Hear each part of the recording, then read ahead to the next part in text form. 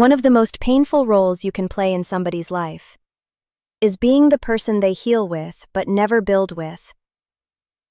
Because that kind of pain is not loud at first. It feels meaningful, deep, intimate, important. You meet them in a broken season. They are hurt, lonely, confused, emotionally bleeding from something they barely know how to talk about. And then you show up.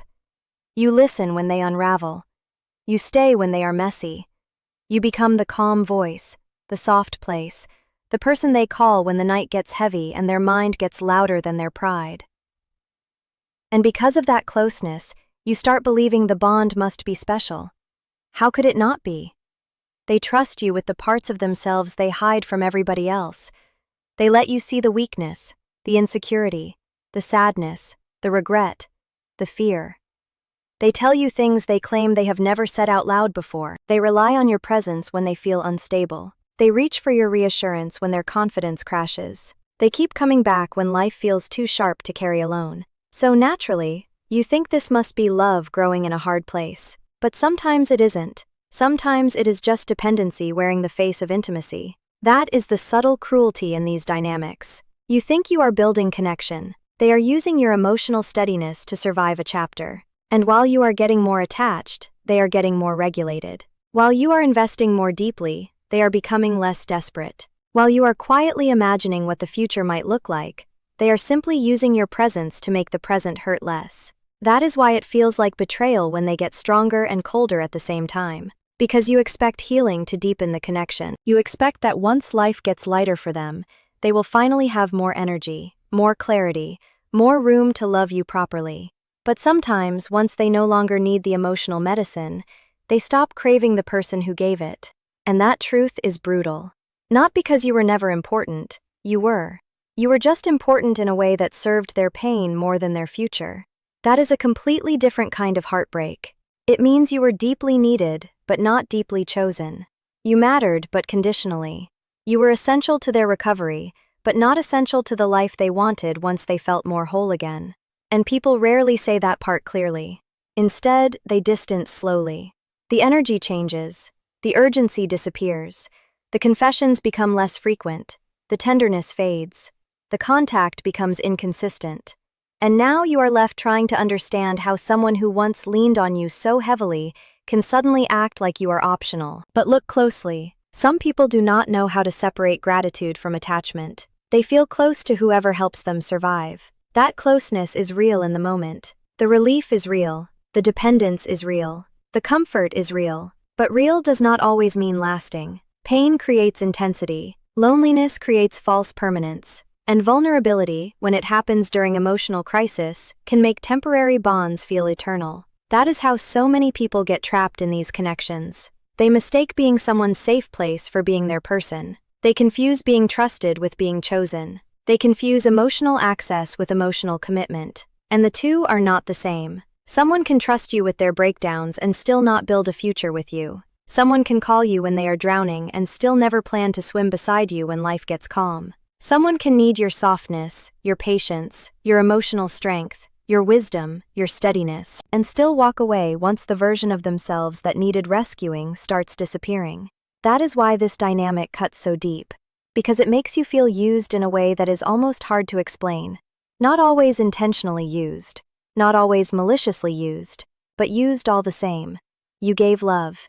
They took relief. You gave consistency. They took comfort.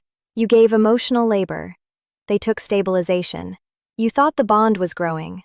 They were just recovering. And if you stay in denial too long, you start doing something dangerous. You start proving even harder. You think, maybe if I love them more clearly, they will realize what I am. Maybe if I stay patient through this transition, they will not forget who helped hold them together. Maybe once they are healed enough, they will finally become the version of themselves that can love me the way I deserve. But the harsh truth is, the person you helped rebuild is not automatically the person who will build with you. Sometimes you help create the version of them that becomes ready for someone else. You do the healing work. Someone else gets the easier version. That sentence hurts because it happens all the time.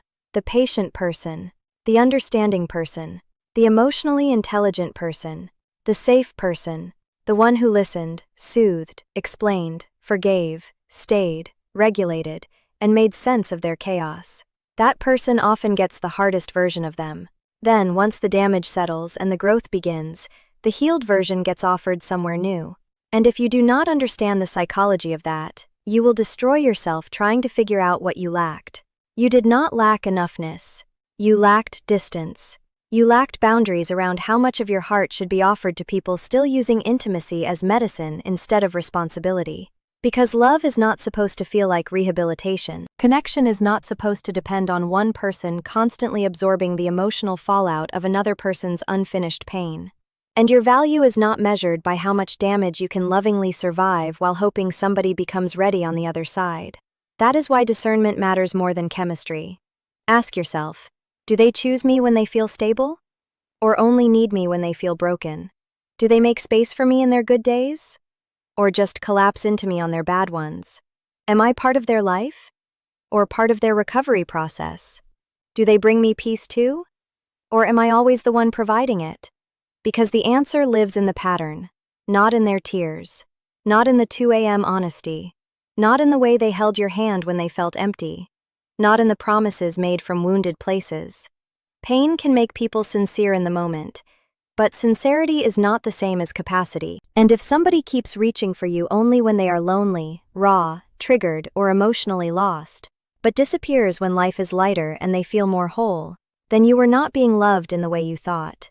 You were being used as emotional shelter. And that does not mean your love was wasted, but it does mean your love was misdirected. The power move is to stop volunteering your heart as a recovery center. Stop letting somebody's wounds automatically qualify them for deeper access to you. Stop believing that being needed in someone's darkest hour guarantees you a place in their daylight. You deserve to be chosen when life is calm too. You deserve connection that is not dependent on somebody else's pain. You deserve to be part of the future, not just the emotional bridge that got them there. Because being the person they heal with may feel sacred in the moment, but if they never build with you, it becomes one of the loneliest roles you can ever play. And once you finally see that difference, you stop confusing gratitude, dependency, and vulnerability with real devotion. Some people do not lose you because they stopped needing love. They lose you because they only knew how to need help.